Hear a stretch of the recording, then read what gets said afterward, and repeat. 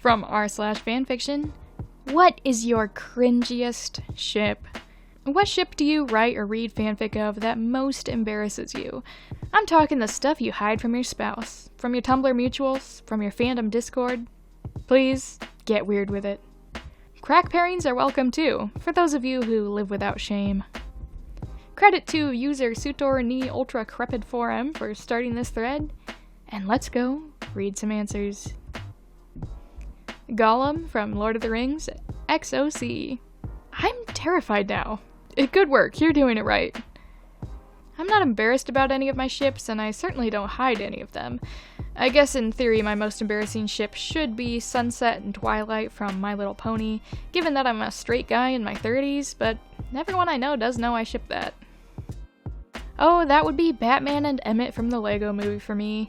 I got so pissed off when I found out there were only 2 fics for them on AO3 that I ranted about it to my friend without naming names. They tried to figure out what the ship was, and I told them, and I died. I am in my grave. Ugh. For a crack ship that I'm also legitimately into, Tony the Tiger / the Grinch. I don't know, man, the fan art of them and their kids got to me. The Doctor from Doctor Who, usually the 8th, and Camilla Noceda from the Owl House. Random idea I had while writing a fic that I gelled with.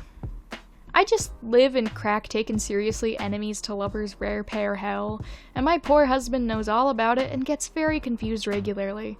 Hermione / Lucius from Harry Potter is probably the one that made him the most confused. Other favorites of mine: Ganondorf and Zelda from Legend of Zelda, Obi-Wan and Darth Maul from Star Wars, and Darth Maul and Rey from Star Wars. Less enemies to lovers, but still embarrassing because it's 2023 and Twilight. But I really like Bella / Carlisle, and I just got into Bella / Jasper. I hate myself just a little about it. There was a time when I used to not tell anyone what my secret ships were. Now I don't care. There's a lot of human / Pokemon ships I like, other than generic OC human / OC Pokemon. I also like Alto shipping, Ash / Meloetta, and Alter shipping. I had no previous awareness of this side of the fandom. Fascinating. I'm not a gamer, but I would treat Gardevoir right if she would just give me the chance. Kylo and Hux from Star Wars. And not the fluffy fics. I know it is popular and is pretty much mainstream in AO3, but the goddamn space Nazis, man. Why couldn't I go for any of the non-space Nazis? Same! Sometimes it's fun to have 2 patricidal, genocidal Nazis just having a grand old time doing awful stuff together. And banging, which is how a lot of Kylex fics tend to go. There's almost a vibe of, they're terrible. They're both aware of how terrible they are, but they don't care, and they deserve each other in it. Apparently that's one of those things I like. Me X every single one of my favorite characters. Myself insert OCs X any character I have the slightest crush on. Those are for my private collection anyway. I don't think this is cringe because I'm not into cringy stuff, but a crack ship I unironically like a lot is Leo and Piper from Heroes of Olympus. If you're not familiar with the series, the short version is that Piper is the hot daughter of a love goddess and Leo is the funny single friend. Piper has dated 2 people throughout the books and has never considered Leo anything more than a friend, and the feeling's mutual, so basically nobody would ever think of shipping them. I do, mainly because the funny guy and the hot girl is such a vibe, just not in this particular series, which is geared more towards teen love stuff rather than regular adult relationships, which I can see this potentially being. The most I've read were Eret from How to Train Your Dragon / Merida from Brave, but I genuinely find that one adorable, and I'm not at all ashamed of that one. I cannot answer this question because I have no shame and nothing embarrasses me. It's not the ships that are cringe, it's the cheesy stories I love to read about them.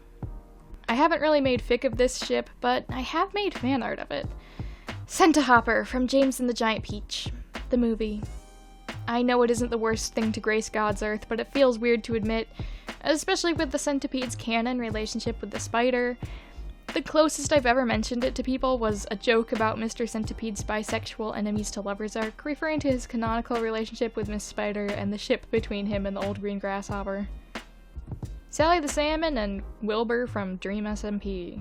Sure, it's canon, but she's also a literal fish and he might have eaten her. Pinky and the Brain, but zero shame, so it's actually my profile pic on AO3. had to read this 3 times to be sure I read it correctly. I don't hate it though. Claudine and Draculara from Monster High.